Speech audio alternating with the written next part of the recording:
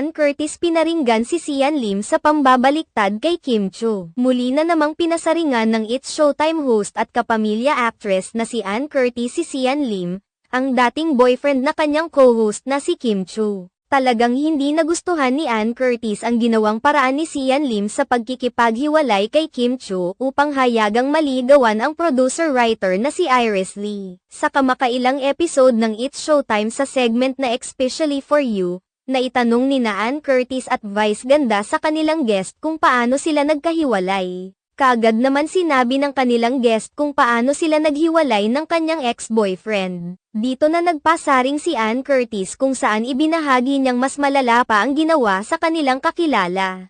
Dahil pinaluto pa ito ng paboritong pagkain subalit makikipaghiwalay rin pala sa huli. Bukod pa rito, itinanggi rin umano ng lalaki na siya ang nagkipaghiwalay at ipinapalabas na kasalanan ng kanilang kakilala ang lahat ng nangyari sa kanilang relasyon. Bagamat wala namang binanggit na mga pangalan si Ann Curtis.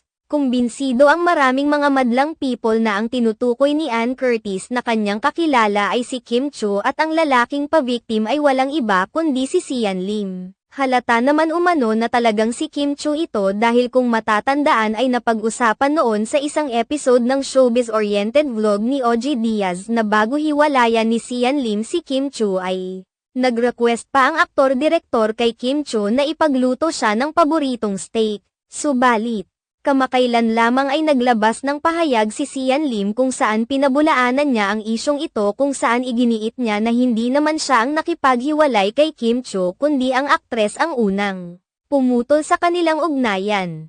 Sa ngayon ay patuloy namang nanahimik si Kim Chu at pinapabayaan na lamang ang kanyang ex-boyfriend sa pagbabahagi ng detalye sa kanilang paghihiwalay.